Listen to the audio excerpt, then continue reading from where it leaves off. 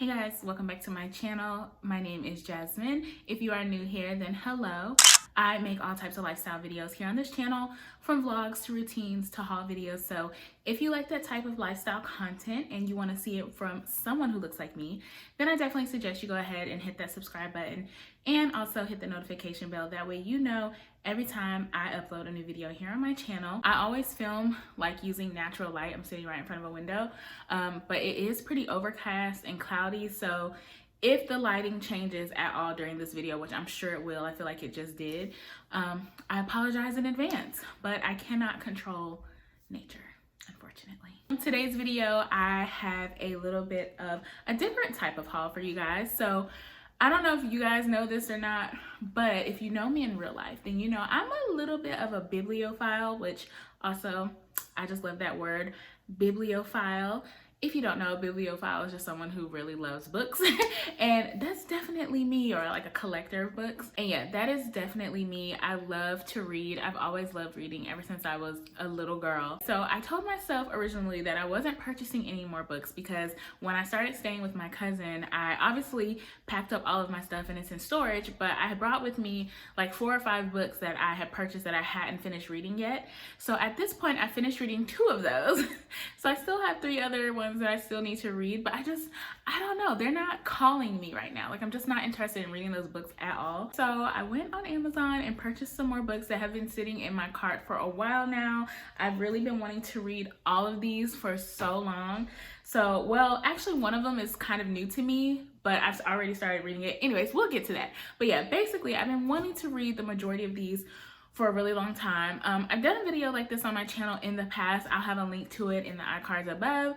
But yeah, I did that video a while ago, and those books that I talked about then were mostly like self-help books, and I still love self-help books, don't get me wrong, but this time around all of the books that I purchased are novels. I've made a huge conscious decision over the last 2 years to mainly only read books by Black authors or other people of color.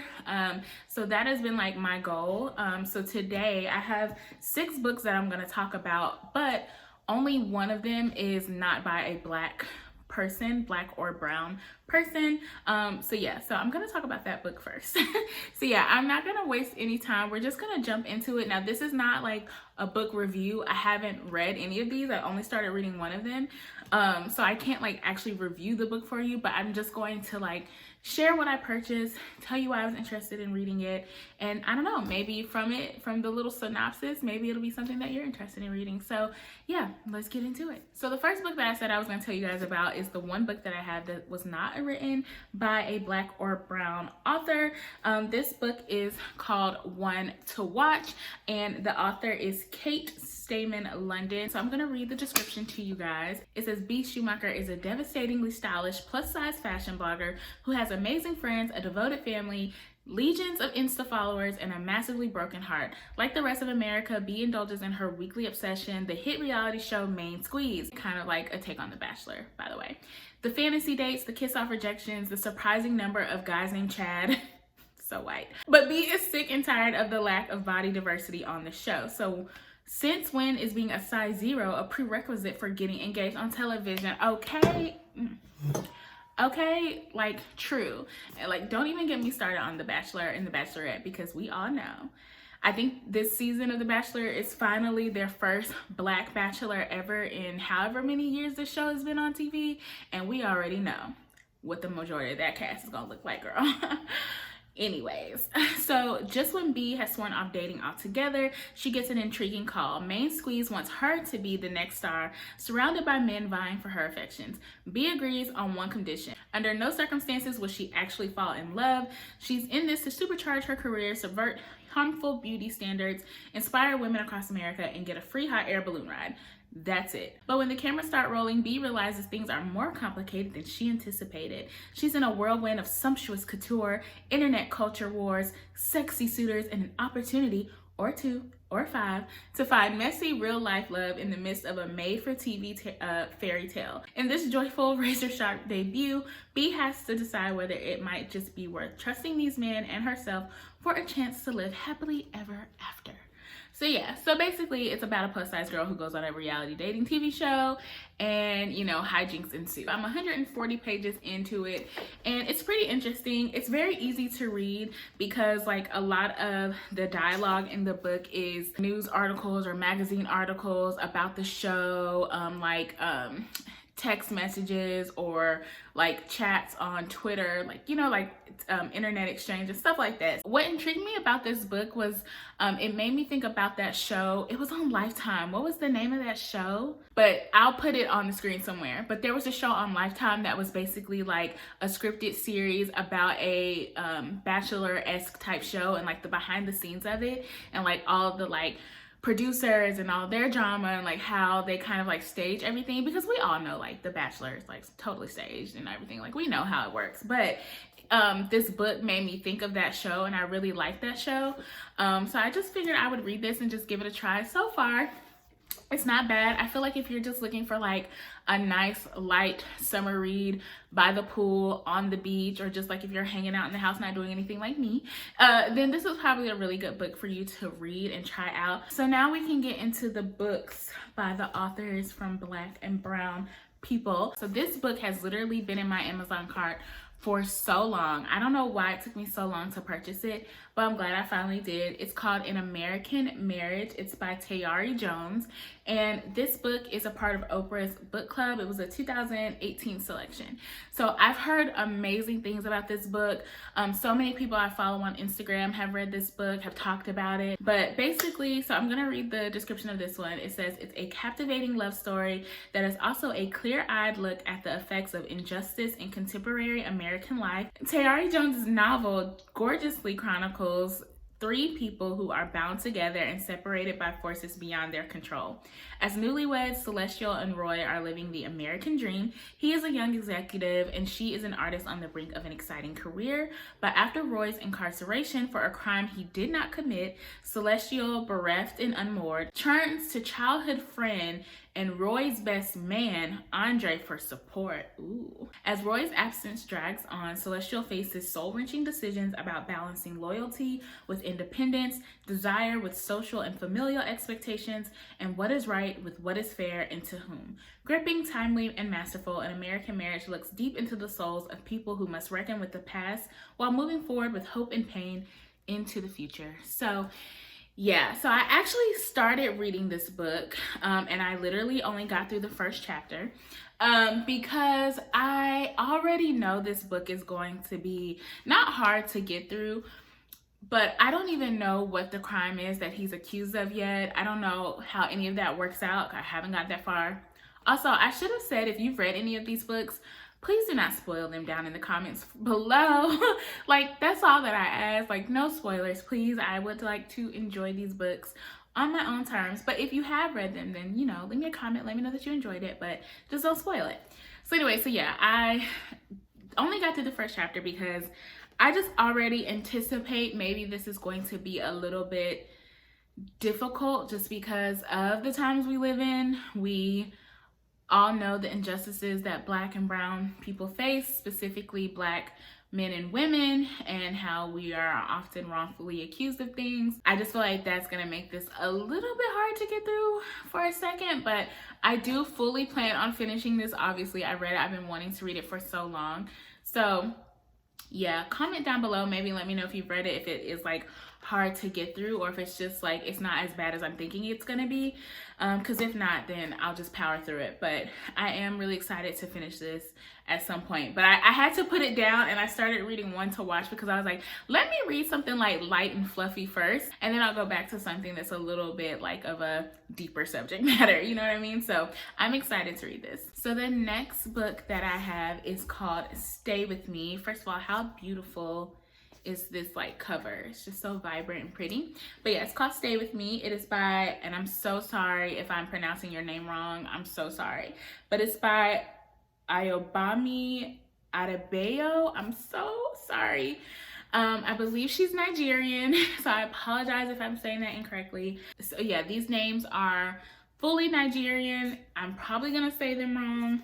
Please forgive me ahead of time. But ever since they first met and fell in love at university, and Akin have agreed polygamy is not for them. But 4 years into their marriage, after consulting fertility doctors and healers and trying strange teas and unlikely cures, is still not pregnant. She assumes she has time until her in-laws arrive on her doorstep with a young woman they introduce as Akin's second wife.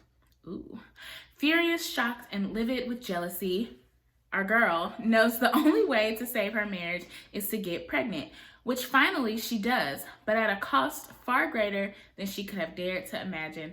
The unforgettable story of a marriage as seen through the eyes of both husband and wife. Stay with me, ask how much we can sacrifice for the sake of family. Ooh. So yeah, this just sounded really interesting to me. Like the idea of, I mean, you know, every culture is different. So the fact that like you can bring in a second wife because the first wife is unable to get pregnant to like kind of assume that role, like having a baby with someone is a huge deal. Like no matter how it happens, it's a big deal. So it's like, and when you get married, I can only assume that like, if having a baby is something you both want, because not everybody wants to have kids, but if having a baby is something you both want, then I can only imagine like not being able to has to be really difficult and hard to come to terms with for both people.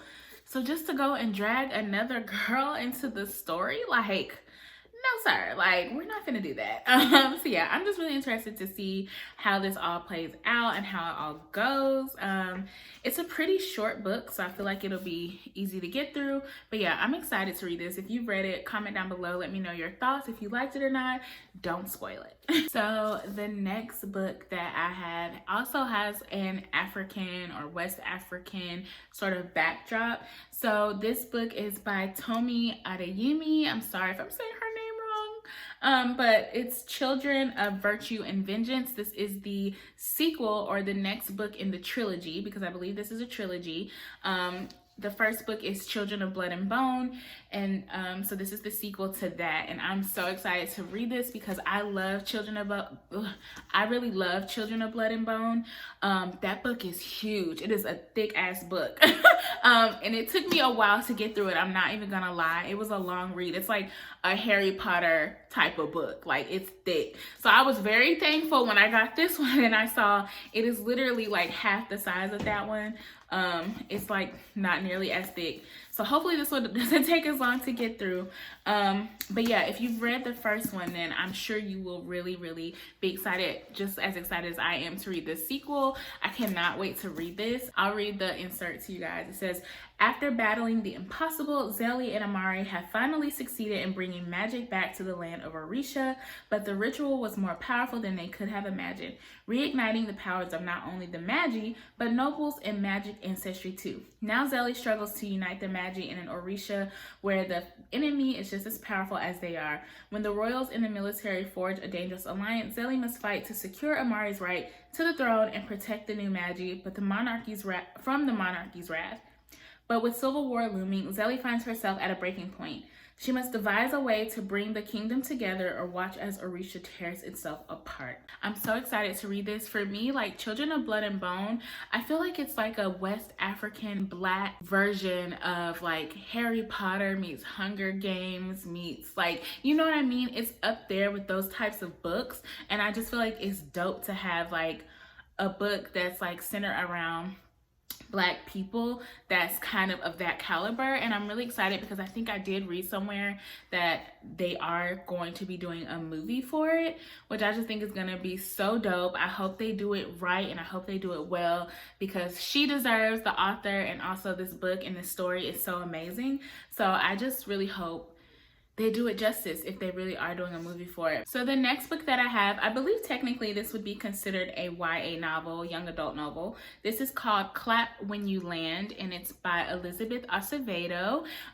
So this book just sounded really good to me. I'll read it to you. Camino Rios lives for the summers when her father visits her in the Dominican Republic. But this year, on the day his plane is supposed to land, Camino arrives at the airport to see crowds of crying people. In New York City, Yahira Rios is called to the principal's office where her mother is waiting to tell her that her father, her hero, has died in a plane crash. Separated by distance and Poppy's secrets, the two girls are forced to face a new reality in which their father is dead and their lives are forever altered. And then, when it seems like they've lost everything, they learn of each other. Poppy's death uncovers all the painful truths he kept hidden and the love he divided across an ocean. And now Yahira and Camino are both left to grapple with what a new sister means to them and what it will take to keep their dreams alive. I thought this sounded really good. It's basically, you know, about two young girls who live in two different areas. They have the same father and they don't even know about each other. And they don't find out about each other until he passes away, which I don't know about y'all, but I definitely had some uncles and cousins and things pop up at people's funerals that we never knew existed until someone has passed away and they pop up and it's like, oh, hi cousin. You had no clue you existed, but that's very interesting. So those types of things do happen. So yeah, I just thought it would be cool to read this book. It just sounded really good. And if I'm not mistaken, all of the book is written in like poetry. I don't want to say poetry, but yeah, like you see how it's like written in like a poetic prose, I guess you could say. So the last book is one that I keep on hearing about. People keep talking about how good this book is. I've seen it pop up on my Twitter. I've seen it so much on Instagram. So I just had to finally pick it up so I could read it. It's called The Vanishing Half by Britt Bennett. And I feel like if you are on social media, you've probably seen someone talk about this book. So I'm gonna read this to you. It says, the Vine sisters will always be identical. But after growing up together in a small Southern Black community and running away at age 16, it's not just the shape of their daily lives that is different as adults, it's everything, including their racial identities. Many years later, one sister lives with her Black daughter in the same Southern town she once tried to escape. Across the country, the other secretly passes for white, and her white husband knows nothing of her past. Still, although separated by so many miles and just as many lives, the fates of the twins remain intertwined.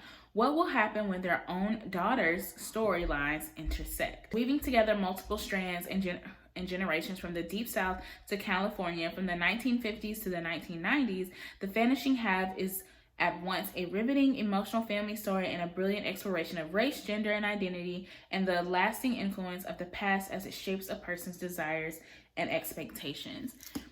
That sounds so good. And like a part of it kind of made me think about what is that movie with Blake Lively and oh girl, A Simple Favor. It's called A Simple Favor, and that book was so good. If you've ever seen A Simple Favor, the movie, or if you've read the book, you kind of see what I'm saying. Like, I feel like the twins and like their like two different lives and all of that, that's what this book made me think of.